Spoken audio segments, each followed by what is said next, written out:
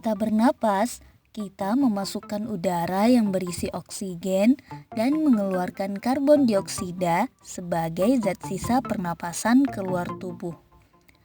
Pada video ini kita akan membahas tentang sistem pernapasan. Sistem pernapasan adalah sistem biologis yang terdiri dari organ dan struktur lain yang digunakan untuk pertukaran gas.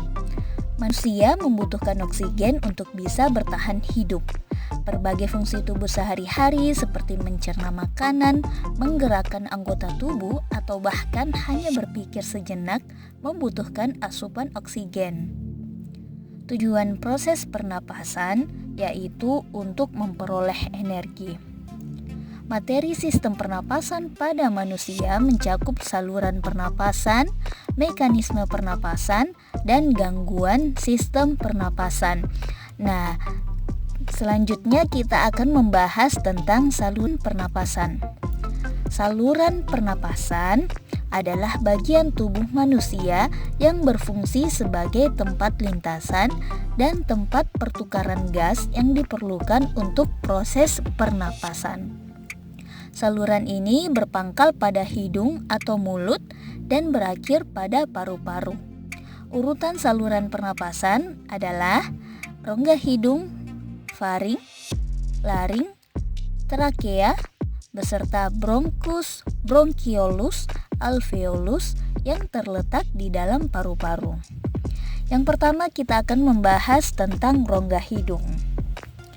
Rongga hidung atau cavum nasalis merupakan bagian yang berlapis selaput lendir, berfungsi menangkap benda asing yang masuk lewat saluran pernapasan.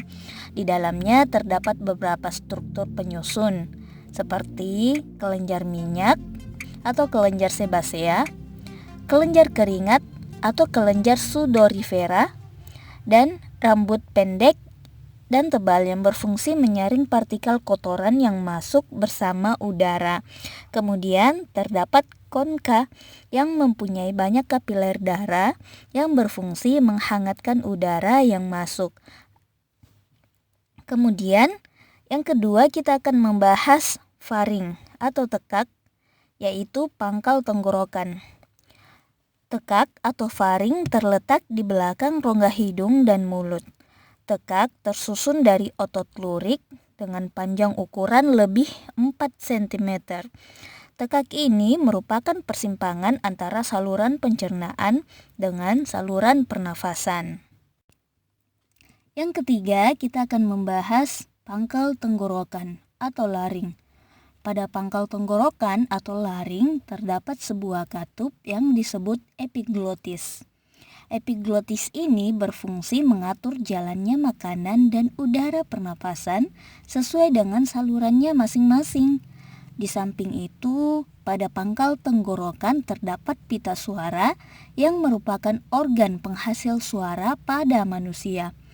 Walaupun demikian, saraf kita akan mengatur agar peristiwa menelan, bernapas, dan berbicara tidak terjadi bersamaan sehingga mengakibatkan gangguan kesehatan. Yang keempat, kita akan membahas tentang batang tenggorokan atau trakea. Trakea merupakan struktur berbentuk pipa yang panjangnya kurang lebih 10 cm. Terletak sebagian di leher dan sebagian di rongga dada atau torak. Dinding tenggorokan tipis dan kaku, dikelilingi oleh cincin tulang rawan. Pada bagian dalam rongga terdapat epitel bersilia.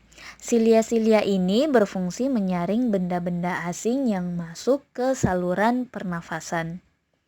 Nah, ini merupakan gambar dari batang tenggorokan. Jika diperbesar, kita bisa melihat bahwa tenggorokan tersusun atas cincin-cincin tulang rawan. Selanjutnya, bronkus dan bronkiolus. Batang tenggorokan merupakan saluran penghubung antara rongga hidung, rongga mulut, dan paru-paru. Cabang tenggorokan bercabang menjadi dua bagian, yaitu bronkus kanan dan bronkus kiri. Struktur lapisan mukosa bronkus sama dengan trakea, hanya tulang rawan bronkus bentuknya tidak teratur, dan pada bagian bronkus yang lebih besar, cincin tulang rawannya melingkari lumen dengan sempurna. Bronkus bercabang-cabang lagi menjadi bronkiolus. Selanjutnya kita bahas alveolus. Alveolus merupakan struktur berbentuk bola-bola mungil atau gelembung paru-paru yang diliputi oleh pembuluh-pembuluh darah. Epitel pipi yang melapisi alveoli memudahkan darah di dalam kapiler-kapiler darah mengikat oksigen dari udara dalam rongga alveolus. Dan terakhir kita bahas paru-paru.